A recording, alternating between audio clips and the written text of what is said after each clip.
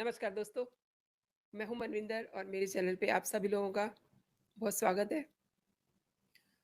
दोस्तों, दुनिया को ये समझ आ रहा है कि भारत अब मजबूत भारत है। वो सांप सपेरों का देश नहीं रहा। देश के प्रधानमंत्री के मजबूत इरादे बड़े-बड़े देशों को डरा रहे हैं, भयभीत कर रहे हैं। आपको याद होगा कि हमारे यहाँ एक फाउंडेशन है, राजीव गांधी फाउंडेशन। इसमें कैसे-कैसे, कहाँ-कहाँ से फंडिंग होती रही, ये भी आपको पता है। और जब कांग्रेस सत्ता में थी, तो कैसे फंडिंग के ज़रिए गांधी परिवार ने अपनी जेबें भरी। कनाडा में भी एक ऐसा ही फाउंडेशन है, जहाँ पे फंडिंग हो रही है। और उसे कौन फंडिंग कर रहा है? उसको चीन फंडिंग कर रहा है।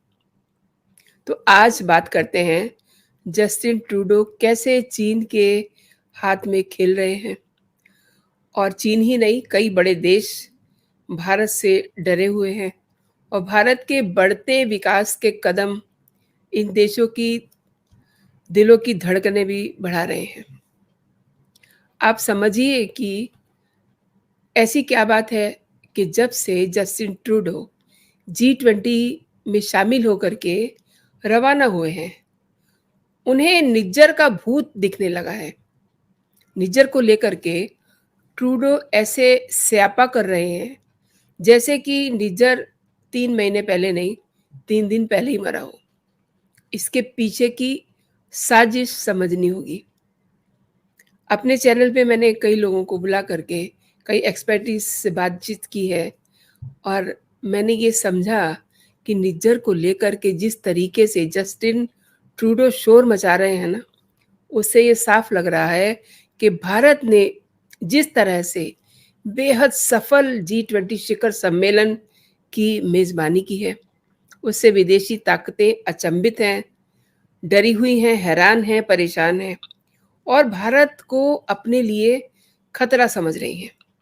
इसीलिए भारत की प्रतिष्ठा को झटका देने के लिए तरह-तरह के इस तरीके के ड्रामे, नौटंकियाँ की जा रही हैं। ऐसे समय में जब मैन्युफैक्चरिंग हब बनने की ओर है देश, यानी कि भारत, और दुनिया भर की कंपनियाँ भारत में अपने ऑफिसेज़ खोल रही हैं, इससे विदेशी ताकतें, उनका दिमाग हिला हुआ है, डर रही हैं वो और भारत को बदनाम करने से पीछे नहीं हट रही हैं, बहाने ढूँढ रही हैं। और इसमें सबसे ज़्यादा आगे कौन है? चीन।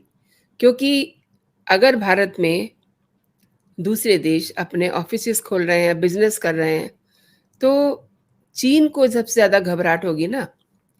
चीन जो है इसके लिए निशाने ढूँढ रहा है। चीन के साथ जो ट्रूडो आजकल दिख रहे हैं ना खबरों में, सुर्खियों में, तो वो ट्रूडो को मोहरा बना करके चल रहे हैं, ताकि वो सामने भी ना आए और उनका काम भी हो जाए। भारत ने जिस तरीके से बेहद सफल शिखर सम्मेलन किया है, चीन उसमें नहीं आया था और तभी से चीन के सीने पे साँप लौट रहे हैं। यानी कि यूँ कहिए कि ड्रैगन डरा हुआ है और शय और मात के इस खेल में ट्रूडो को महज शतरंज के प्यादे की तरह इस्तेमाल किया जा रहा है। ट्रूडो के भारत पर आरोप लगाने से कुछ दिन पहले ही पाकिस्तानी खुफिया एजेंसी आईएसआई के साथ खालिस्तानी आतंकवादियों की कनाडा में मीटिंग होती है और वहीं चीन ने राजीव फाउंडेशन की तरह ही जस्टिस ट्रूडो के पिता के नाम पर एक फाउंडेशन बना हुआ है, पियरे ट्रूडो फाउंडेशन, उसको मोटी फंडिंग की है। और जस्टिन ट्रूडो को चुनाव जिताने में चीन का हाथ रहा है, सबको, पूरे देश को, पूरे विश्व को पता है। यानी कि ये सारा जो खेल है ना, 2024 के चुनाव को लेकर के हो रहा है और ये उन विदेशी ताकतों की चाल है जो भारत के विकास की दिशा में जो कदम बढ़ रहे हैं, उनको आगे बढ़ते हुए देखना नहीं चाहते। और वो चाहते हैं कि प्रधानमंत्री नरेंद्र मोदी सत्ता से बेदखल हों। अगर प्रधानमंत्री नरेंद्र मोदी सत्ता से बेदखल होते हैं, तो उनके सपने सच हो जाएँगे। और क्या कहें, इसमें कुछ अपने लोग भी हैं, जो इस सपने को सच्चा करने के लिए ऐसे-ऐसे लोगों का साथ दे रहे हैं। उस पे भी कभी बात करेंगे।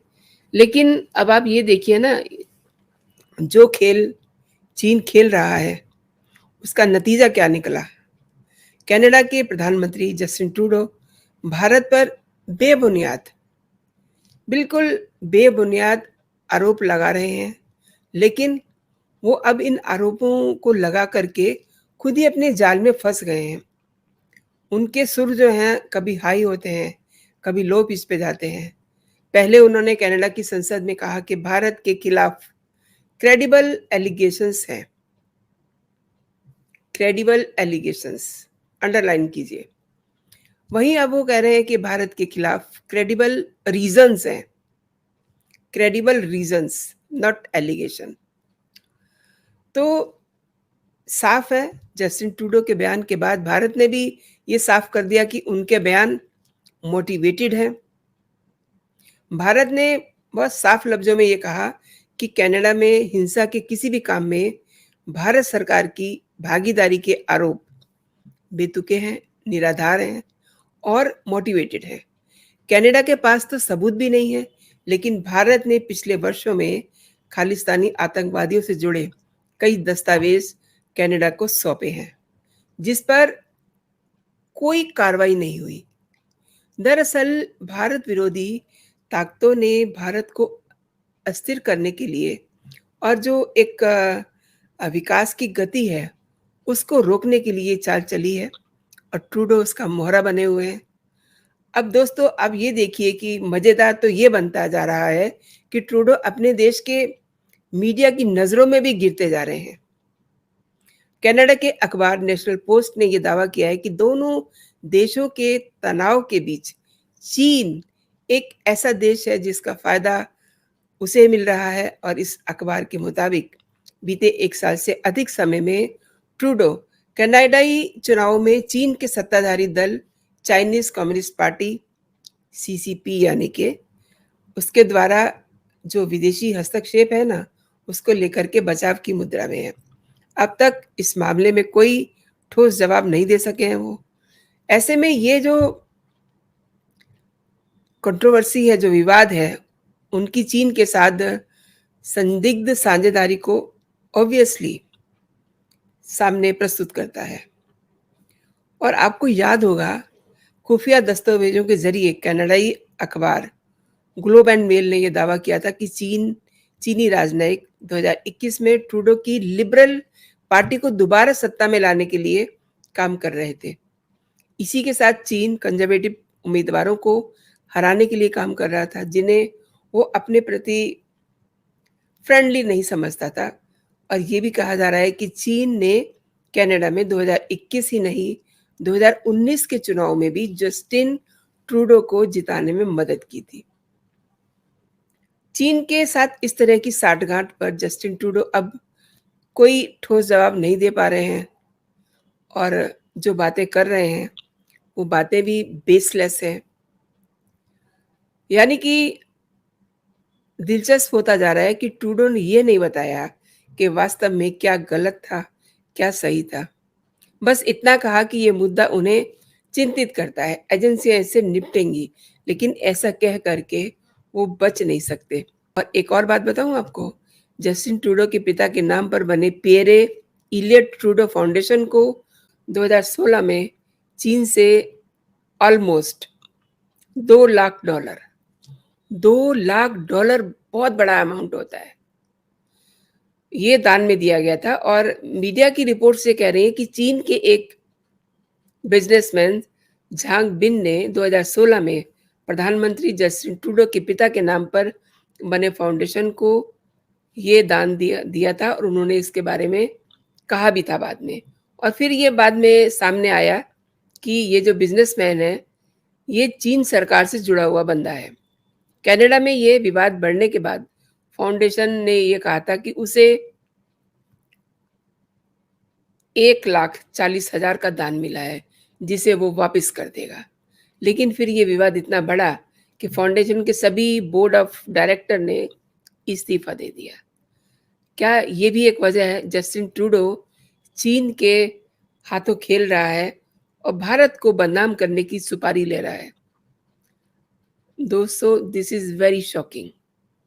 अब आप ये देखिए, अगर एक बंदा जी20 में भाग लेकर के गया है, उल्टा 2 दिन एक्स्ट्रा रहा है और यहाँ पर उसने अपने हिसाब से अपनी लिविंग को रखा, किस तरीके से वो अलग-अलग अपनी पसंदीदा चाइनीज़ रेस्टोरेंट में खाना खाने जाते रहे।